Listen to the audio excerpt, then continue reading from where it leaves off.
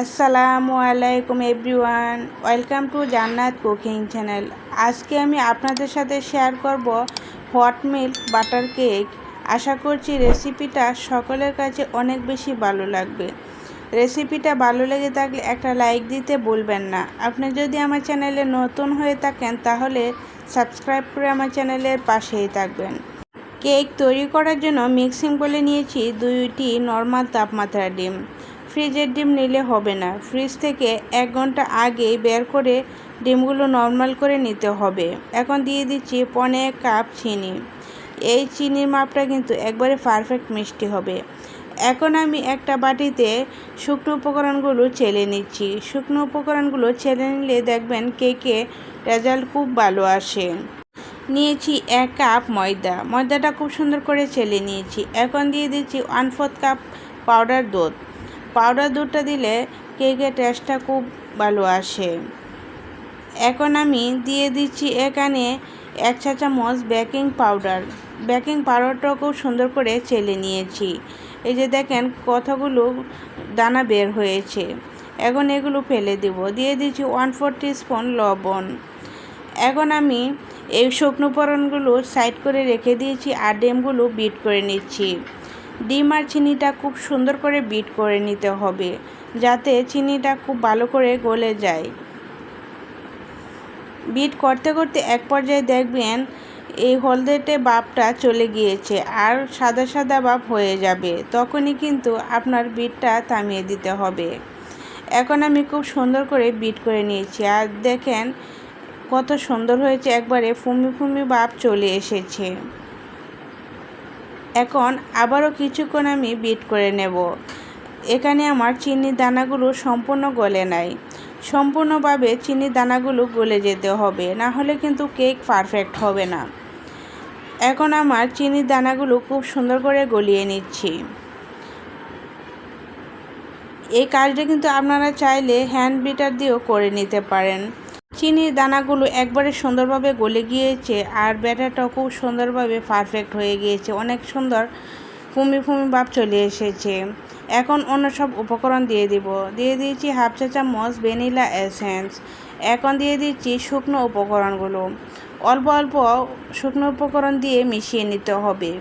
সবটুকু উপকরণ দিয়ে মেশাতে গেলে দেখবেন দলা দলা হয়ে যাবে।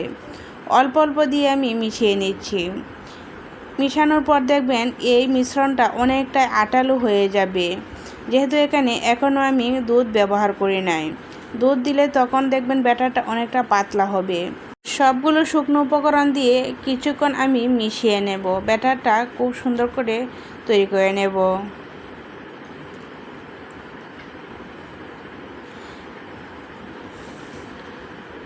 আর দেখেন ব্যাটারটা কত স্মুথ হয়েছে।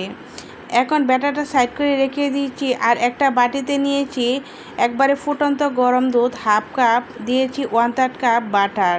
যেহেতু আমার বাটারটা ডিপ ফ্রিজ থেকে বের করেছি তাই এখনও গলে নাই, আর নর্মাল বাটার দিলে দেখবেন দেওয়ার সাথে সাথেই গলে যাবে। কিছুক্ষণ নাড়াচাড়া করে বাটারটা গলিয়ে নিয়েছি। এখন এই ফুটন্ত গরম দুধটা আমি ব্যাটারের মধ্যে ঢেলে দিচ্ছি। ব্যাটারের মধ্যে দিয়ে খুব সুন্দর করে মিশিয়ে নিতে হবে। প্রথমে আমি আলতো বা স্প্যাচুলার সাহায্যে মিশিয়ে নিচ্ছি। এখন একটা হ্যান্ড বিটার দিয়ে খুব সুন্দর করে মিশিয়ে নিচ্ছি যাতে খুব সুন্দর করে ব্যাটারের সাথে দুধ আর বাটারটা মিশে যায়। মিশানোর কাজটা খুব সুন্দরভাবে করে নিতে হবে, তাহলে কেকটাও খুব সুন্দর হবে।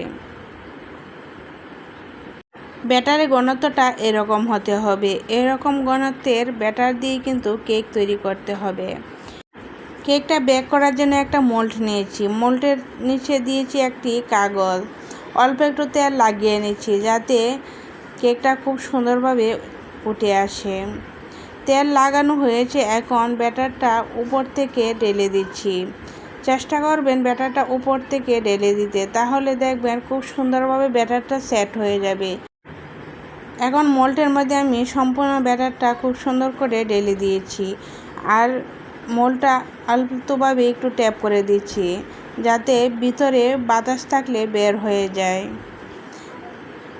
কেকটি বেক করার জন্য চুলায় একটি সিলভারের হাঁড়ি বসিয়ে দিয়েছি। কিছুক্ষণ আমি হাঁড়িটা গরম করে নিয়েছি লো ফ্লেমে। এখন হাঁড়ির ভিতরে একটা লেকালেকির কাগজ দিয়ে স্ট্যান্ড বসিয়ে দিয়েছি। স্ট্যান্ডের উপরে কেকের মোলটা দিয়ে সিলভারের ঢাকনা দিয়ে ঢেকে দিচ্ছি। আর চুলার আঁচটা লো থেকে একটু বাড়িয়ে রেখেছি। এই যে দেখেন, চুলার আঁচটা এরকম রাখতে হবে। এখন ঢাকনা দিয়ে ঢেকে আমি 45 মিনিট কেকটা বেক করে নিয়েছি। যখন কেকটা হয়ে যাবে তখন দেখবেন কেক থেকে খুব সুন্দর একটা সুঘ্রাণ বের হবে। কেকটা আমি কাঠি দিয়ে চেক করে নিয়েছি আর কেকটা খুব সুন্দরভাবে হয়ে গেছে। এখন চুলা থেকে নামিয়ে নিয়েছি। একটু সুগার সিরাপ ব্রাশ করব। সুগার সিরাপ তৈরি করে নিয়েছি 1 টেবিল চামচ চিনি আর 1 টেবিল চামচ পানির সাথে মিশিয়ে। এখন কেকের উপরে ব্রাশ করে দিচ্ছি। সুগার সিরাপ ব্রাশ করলে দেখবেন কেকটা অনেক বেশি সফট থাকে আর কেকের কালারটা দেখেন চেঞ্জ হয়ে গিয়েছে। কেকটা অনেক বেশি সুন্দরও দেখাচ্ছে। দেখেন কেকটা কত বেশি সফট হয়েছে। এখন একটা নাইফ দিয়ে কেকটা ছাড়িয়ে নিচ্ছি।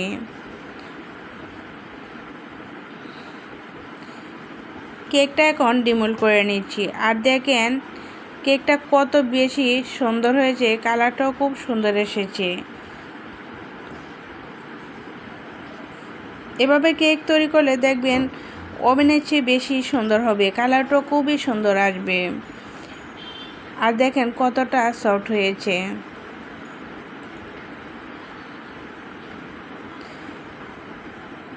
এখন আমি কেকটা কেটে নেব।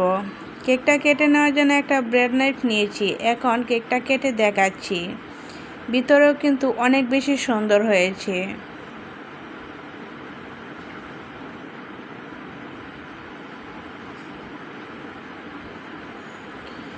এই কেকগুলো কিন্তু খেতে অনেক বেশি মজার হয়। আর এই বাটার কেক কিন্তু সকলে খেতে পছন্দ করে। এই কেকের যে কত সুন্দর একটা সুঘ্রাণ, এই সুঘ্রাণের জন্যই আপনার কেক খেতে বারবার ইচ্ছে করবে। আমি একটা কেকের পিস ভেঙে দেখাচ্ছি। দেখেন কেকটা কত বেশি সুন্দর হয়েছে আর অনেক বেশি সফট হয়েছে। খেতেও কিন্তু অনেক বেশি মজার ছিল। আশা করছি রেসিপিটা সকলের কাছে খুবই ভালো লেগেছে। আজ তাহলে এই পর্যন্তই। আল্লাহ হাফেজ।